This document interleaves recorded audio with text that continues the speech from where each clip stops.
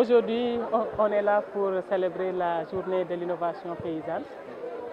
C'est une journée qui a été initiée par le projet ProLinova, en collaboration vraiment avec les producteurs de la délégation, des délégations de Dagana, Lac-de-Guiers et de Pays Podor. Donc globalement, ce qu'on peut retenir de cette journée, que quand même il y a 25 innovations agricoles, en tout cas qui ont été collectées auprès des producteurs, vraiment caractérisées, documentées et maintenant partagées aujourd'hui avec tous les acteurs.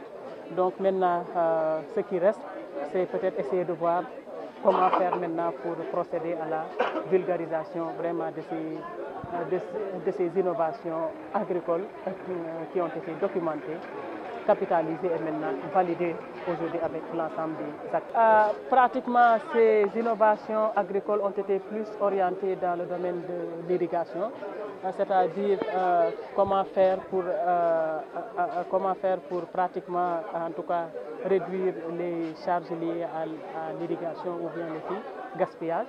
Donc maintenant, globalement, quand même, ce qu'on peut retenir, que vraiment, en tout cas, c'est des innovations pertinentes et qui peuvent aider vraiment les petits producteurs à mieux gérer l'eau, mais surtout à rationaliser vraiment ce premier intrant qui est l'eau.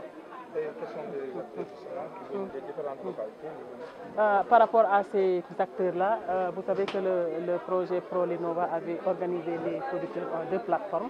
Il y avait la plateforme de Dagana et la plateforme de Podor. Mais il y a aussi tous les acteurs qui sont là. Maintenant, toutes les filières sont représentées, de même que les collectivités territoriales, mais aussi les autres partenaires techniques et financiers qui s'activent vraiment dans la production d'innovation agricole paysanne. La créativité paysanne est parfois sous-valorisée. Et donc, à travers ces journées, nous cherchons à démontrer que les paysans dans leurs zones respectives innovent chaque jour pour faire face à leurs contraintes de production.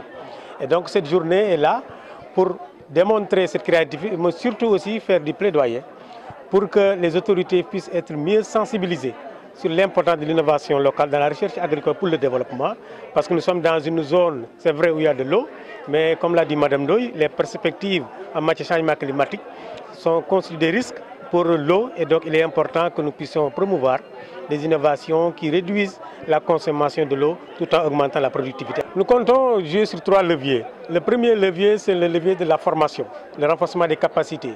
Parce que le paysan, en innovant, parfois, il ne se rend pas compte qu'il est en train de créer une nouveauté. Et donc, la formation lui permet de comprendre qu'est-ce que c'est une innovation, qu'est-ce qui n'est pas une innovation. La deuxième chose sur laquelle nous souhaiterons nous appesantir, c'est tout ce qui est documentation et partage.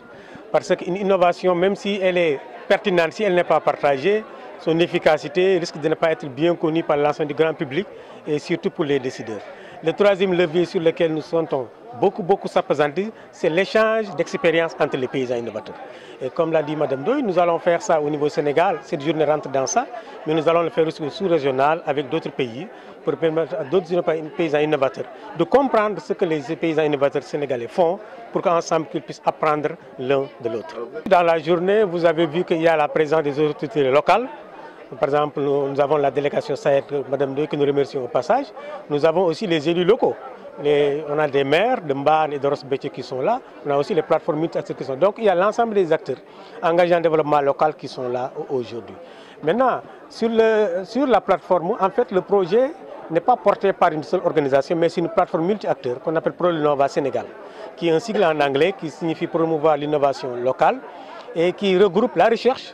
Nous avons les instituts de formation, de recherche aussi. Nous avons les ONG et les organisations paysannes. Ensemble, nous travaillons pour développer les innovations à travers l'approche de développement participatif de l'innovation au niveau du Sénégal et dans la sous-région ouest africaine. Nous avons eu une très belle journée aujourd'hui à Ross-Bétier avec les différentes innovations qui nous ont été présentées, au nombre de 25, en matière de gestion de l'eau en agriculture familiale au Sahel. Et je crois que c'est quelque chose d'extrêmement important au vu du contexte climatique mondial mais sous-régional, le contexte sahélien qui est déjà caractérisé par une certaine variabilité naturelle, donc de la pluie, qui est exacerbée aujourd'hui par le changement climatique. Donc, je crois que c'est quelque chose d'extrêmement important de pouvoir entrevoir des innovations, surtout portées par des paysans et des paysannes, qui puissent permettre une gestion rationnelle de l'eau en agriculture.